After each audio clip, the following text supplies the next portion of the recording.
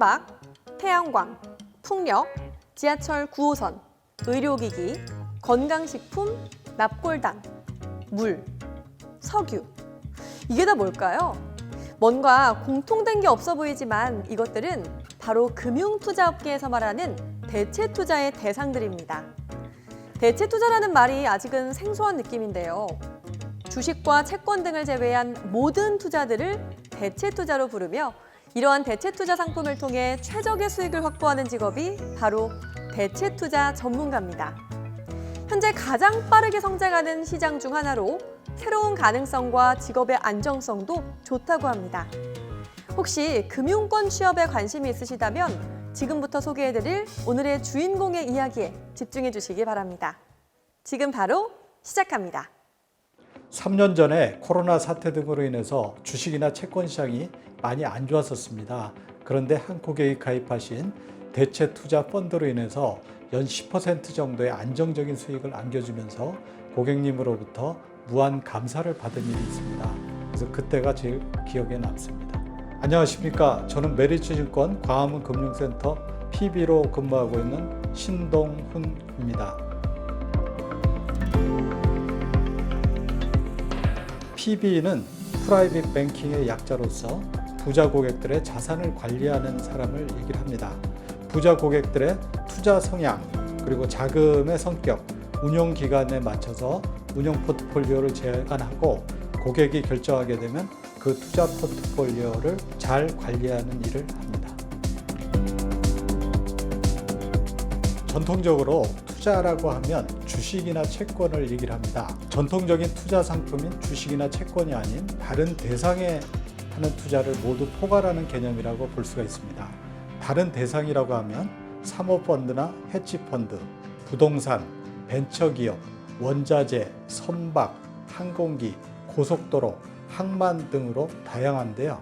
더 나아가 가상화폐, 명품, 예술품까지 투자하고 있으며 주식 채권의 어떤 것이든 대상이 될 수가 있습니다. 여기에서 가장 큰 비중을 차지하는 건 부동산인데 특히 주거용보다는 상업용 부동산으로 오피스 건물, 물류센터나 데이터 센터 등이 그 예라고 할 수가 있습니다. 채권보다 수익률이 높으며 주식보다 위험성이 낮다는 장점이 있습니다. 증권회사, 자산운용사나 투자자문회사에서 고객의 투자 성향이나 니즈에 맞는 대체 투자 상품을 알아보고 그 상품이 투자 대상에 적합하면 포트폴리오에 편입하여 운용하는 일을 하게 됩니다. 또 한편 연기금의 기관 투자자에 고용되어 대체 투자 자산의 발굴이나 수익 분석, 위험 분석 등을 통해서 합리적인 투자 계획을 수립하고 최적의 수익을 확보하는 일을 합니다. 일반적으로 경영이나 금융, 경제 등의 전문 지식하고 투자에 대한 이해, 그리고 부동산, 항공기, 선박, 태양광, 풍력 등 특정 산업 영역의 산업 변화와 투자 트렌드에 대한 공부도 중요합니다. 대체 투자 전문가 자격증이 따로 있지는 않으므로 투자자산 운용을 할 수 있는 자격증인 투자자산 운용사 자격증 공부도 필요하겠습니다. 투자자산 운용사 자격증 시험 과목으로는 금융상품 및 세제, 투자운용 및 전략2 및 투자분석, 직무윤리 및 법규, 투자운용 및 전략1 등이 있습니다. 대체 투자 상품이 가지고 있는 리스크 부분이 가장 중요하다고 생각합니다. 특히 이제 과거에 잘 운용되어 온 상품들이 향후에도 수익률이 잘 나온다는 보장이 없기 때문에 어떤 리스크를 갖고 있는지 손실을 볼 수 있는 가능성과 손실률은 어느 정도까지 발생할 수 있는지 등을 항상 체크해야 합니다. 또 과거에 잘 운용되던 해외 부동산 투자 상품들이 요즘은 회수 불능되어 손실이 많이 발생하고 있는 상태입니다. 증권에서 영업점이다 보니까 아무래도 주식과 채권 등의 전통적인 투자 상품을 다루는 직원들이 많고 상대적으로 대체 투자에 관심 있는 직원들이 적은 편입니다. 그래서 대체 투자 관련한 정보도 적은 편이고 대체 투자에 대한 일반 투자자들의 인식도 낮은 편이라고 할 수 있습니다. 그러다 보니 회사에서 준비하는 투자 상품들도 많지 않고 국내 자산운용사의 대체 투자 업력이 짧아서 장기간 동안 안정적인 수익률을 시현하는 자산운용사가 많지 않다 보니까 자산운용사나 투자자문사 선택에 어려움이 많은 편입니다. 3년 전에 코로나 사태가 발생을 하면서 주식시장도 많이 떨어지고 채권시장도 별로 좋지 않은 상황이었습니다. 근데 제가 이제 추천해드린 고객께서 가입하신 그 대체투자 상품 중에서도 메자닌 펀드라고 있었습니다. 그러니까 미래 성장성이 유망한 회사의 채권을 발행하여 채권 이자를 받다가 주가가 상승하게 되면 주식으로 전환해서 매도하여 수익을 보는 상품인데, 이 메자닌 펀드로 연 10%의 안정적인 수익을 안겨줌으로써 고객으로부터 무한 감사를 받은 일이 있는데, 그때가 가장 기억에 남습니다. 대체투자 전문가로 일하기 위해서는 인내심이 필요합니다. 적절한 기회가 찾아올 때를 기다리는 것뿐만 아니라 기회가 왔을 때 신속하게 대응하는 부분도 중요하다고 할 수 있습니다. 또 자제심도 있어야 하는데요. 스스로 생각할 수 있어야 하고 대중을 따르기보다 역발상을 할 줄 알아야 합니다. 마지막으로 대담함과 결단력을 겸비한 침착성과 이성적인 현명함, 그리고 장기지향적 사고 역시 필요한 부분입니다. 이는 작은 규모로 시작한 것이 가속도가 붙어 큰 효과를 불러오는 복리 효과 때문이기도 합니다. 우리나라 국민들의 연금을 관리하고 있는 국민연금의 경우 2019년에 대체 투자 규모가 141조 원이었습니다. 그런데 2022년에 254조 원으로 80%의 증가세를 나타냈습니다. 다른 연기금이나 자산운용사의 대체 투자에 대한 관심과 투자 자산도 이와 같이 계속 증가 추세에 있습니다. 주식과 채권에 국한되어 있던 과거 투자 환경에서 현재는 다양한 대체 투자 상품에 대한 관심과 투자 규모가 계속 증가 일로에 있습니다. 그런데 우리나라는 아직 대체 투자 전문가가 적은 편이라서 대체 투자 전문가는 앞으로 연봉이나 승진 면에서 본인의 역량에 따라 금융시장의 꽃으로 자리매김할 가능성이 높다고 생각합니다. 여러분도 적극적으로 도전해 보시기 바랍니다.